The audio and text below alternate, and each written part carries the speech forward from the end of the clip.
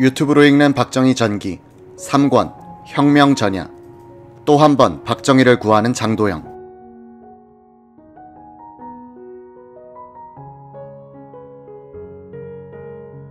서울대학교 시설을 이용해 국토건설대 요원들을 교육하는 책임자로서는 월간 잡지 사상계 사장 장준하가 나섰고, 함석헌, 박종홍, 이만갑 같은 이들도 적극적으로 참여했다.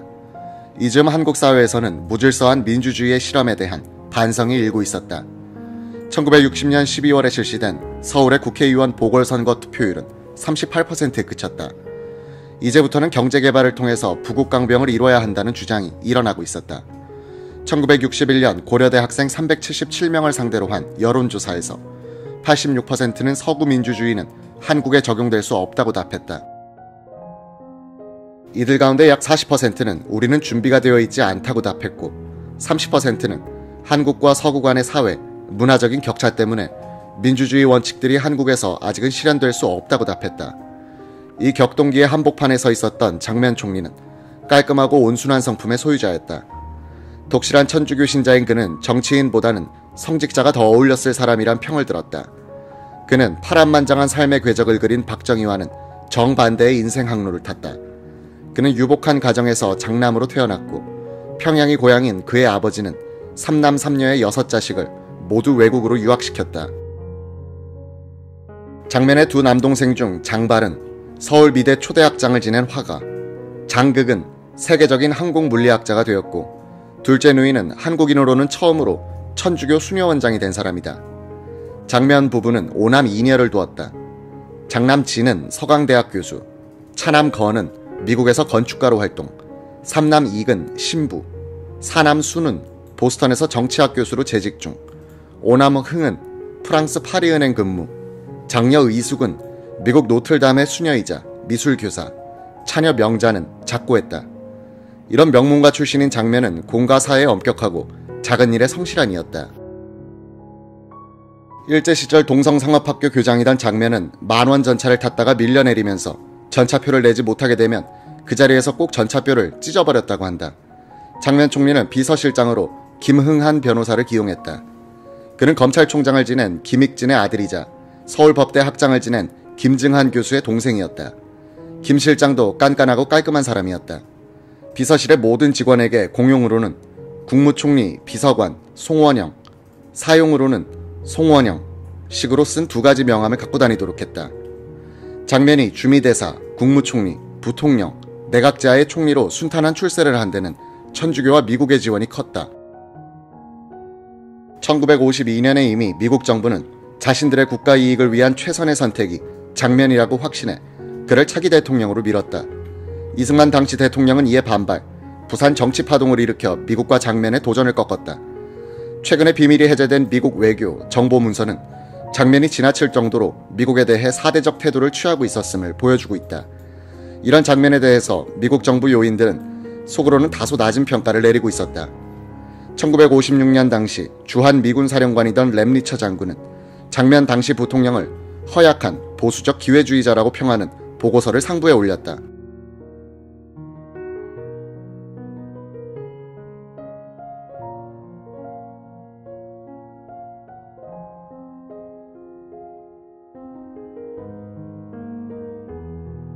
(1957년 9월에) 허터 미 국무차관이 내한하자 장면은 민주당의 정책에 관한 각서를 제출했다.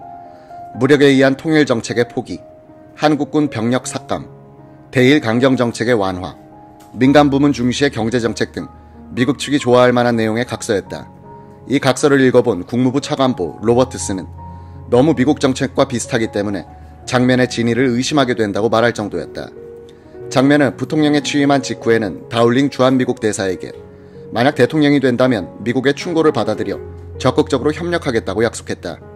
1957년 4월 장면은 다울링 대사를 만난 자리에서 중요한 요청을 했다.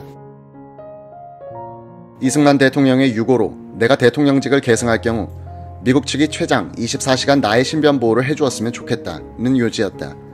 이 요청을 국무부에 보고하면서 다울링 대사는 장면의 지도력에 회의를 나타낸다. 이승만의 사망과 같은 혼란 사태에서는 대담하고 강력한 지도력이 필요한데 특정 정치인을 위해서 미국이 개입하면 역효과를 부르기 쉬우므로 장면 부통령에 대한 피신처의 제공은 바람직하지 않다. 장면은 1952년 부산 정치파동 때도 미군 병원에서 신변의 안전을 도모한 전력이 있다. 그의 뇌리엔 위기 때는 미국의 도움을 받는다는 행동 절차가 입력돼 있었던 것 같다. 1960년 미국 CIA 서울 지부장은 피어드 실버.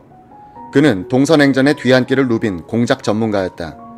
1950년대 말 서울로 부임한 그는 장면과 아주 가까운 사이가 됐다. 실버는 서브로자란 제목의 회고록에서 장면과의 첫 만남에 대해서 설명했다.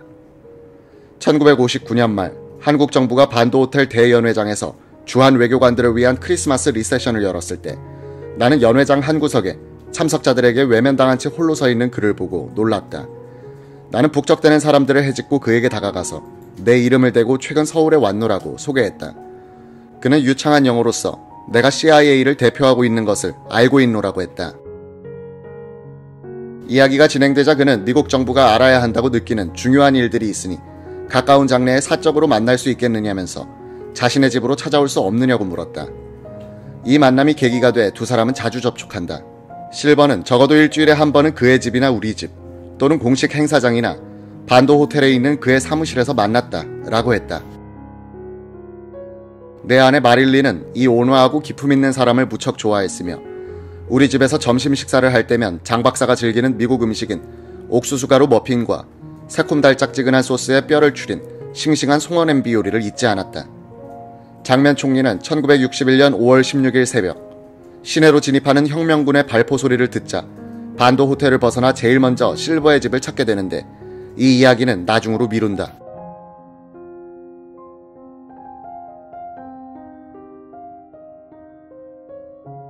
(5.16) 혁명사의 기초가 된 미공개 자료집 혁명실기에는 이런 대목이 나온다.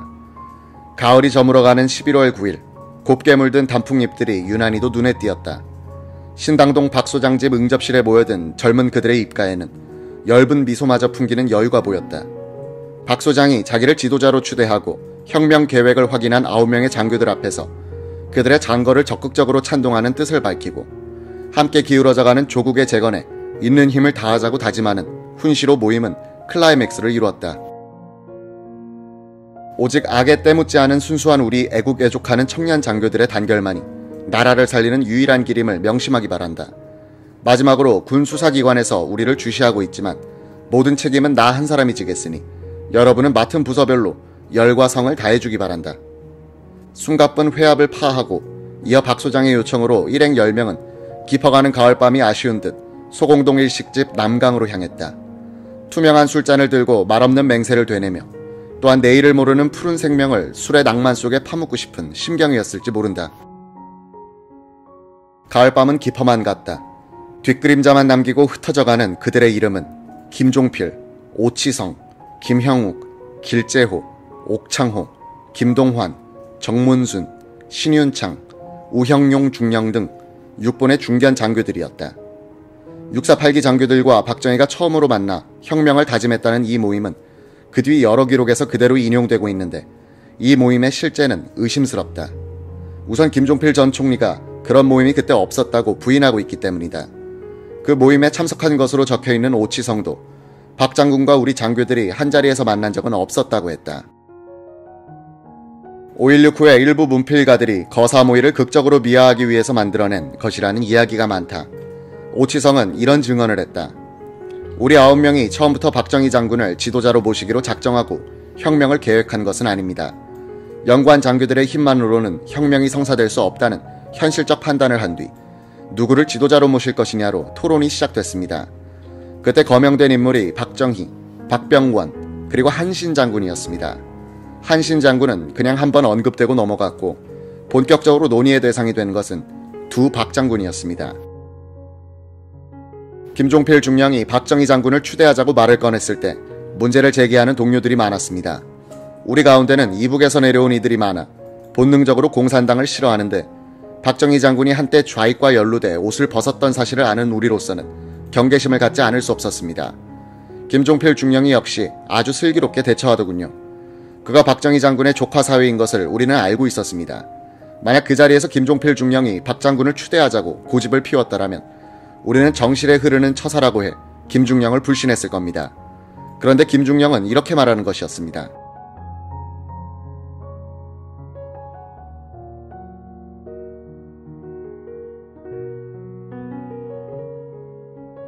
각자 의견이 다르니 우선 시간을 갖고 박 장군에 대해서 알아본 다음에 다시 모이지. 그 뒤 며칠간 우리는 박정희 장군에 대한 평판을 수집하러 다니면서 일종의 신원조회를 해봤습니다. 한결같이 깨끗하고 능력 있는 분이란 이야기였습니다. 우리가 다시 만났을 때는 자연스럽게 혁명 지도자로 박정희 소장을 추대하자는 쪽으로 의견이 모이더군요. 그 뒤 박정희 장군과의 접촉은 김종필 중령에게 맡겼기 때문에 박 장군의 집에 우리가 몰려가서 회합을 가질 수는 없었습니다. 1960년 12월 8일 6본 작전참모부장 박정희 소장은 2군 부사령관으로 좌천돼 대구로 내려갔다. 당시 2군 사령관은 장도영 중장. 장도영은 자신의 회고록에서 마침 부사령관이 논산훈련소장으로 전출돼 공석이 되어 있었는데 박정희 소장이 예편당하게 되었다는 소식을 듣게 됐다 라고 했다. 1950년 6월 장도영 당시 6본 정보국장은 인민군이 서울로 밀고 들어왔는데도 전투정보과의 비공식 문관으로 근무하던 박정희가 월북하지 않고 한강을 건너 국군과 합류한 것을 보고는 그에 대한 사상적 의심을 풀게 된다. 그는 상부의 건의에 박정희를 소령으로 복직시켰다. 이런 인연으로 해서 장도영 장군은 그 뒤 2번 박정희를 직속 부하로 쓴 적이 있었다. 선한 심성을 가진 장도영 중장은 박정희가 예편당하게 되었다는 소식을 접하자 동정심이 발동해 다시 한번 구원의 손길을 뻗친다. 그는 전시 근무를 거쳐 장성으로 승진했는데 확고한 증거도 없이 좌경 위험인물이라고 낙인을 찍어 예편시키는 것은 부당한 일이라고 생각한 나는 6본에 연락해 마침 부사령관직이 공석이니 박 장군을 2군으로 보내달라고 요청했다는 것이다. 박정희는 장도영보다 6살이 위였다. 장도영은 부하지만 박정희를 어렵게 대했다. 부사령관으로 부임해온 박정희에 대한 의혹을 풀어주려고 장도영 중장은 애쓴다. 미국에 갔다가 미국 정부 요인으로부터 박정희를 예편시키라는 압력을 받고 돌아와 장면 총리한테 전달한 바 있는 김영선 재무장관은 당시 장면 내각의 가장 유능하고 영향력이 센 장관이었다. 장도영은 김영선 장관과 박정희를 식사 자리에서 만나도록 해 구면이 되도록 했다고 한다. 김영선은 박정희 정권 때는 주일 대사로 중용됐다. 이 무렵 장도영의 눈에 비친 박정희는 이러했다. 그는 원래 불교의 영향을 받았는지 언행에는 선적 가치관이 내재해 있었다. 과묵하고 매서운 눈으로 항상 앞을 직시하며 똑바른 자세로 절도 있게 행동하는 사람이었다. 그의 몸가짐은 얼핏 보면 일본의 무사를 연상케 했는데 흠잡을 데 없는 전형적 군인이었다.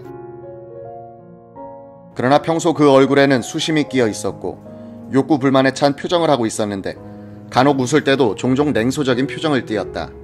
그 냉소는 군에서 그를 오해하거나 부당한 처우를 하는 데 대한 반발심에서 나오는 것으로 보였다. 또한 그 냉소는 부패하고 무질서한 것으로 그가 보고 있던 우리 사회를 비판 또는 배관시하는 데서 나오는 것으로 보이기도 했다. 그는 가까운 친구가 별로 없었다. 상하 관계상 자신을 존경하는 추종자는 있었겠지만 서로 동등한 입장에서 친구가 되고 상호 신뢰와 존경으로 협조해 공동 목표를 달성한다는 개념은 많이 결여됐던 것 같다. 이런 점은 그가 흉금을 터놓고 자기 자신을 노정하지 못하는 성격에서 연유한 것인지 모르나 그보다는 그의 비범한 영웅심이 사회생활에서 자기 소외를 가져온 것으로 나는 보았다.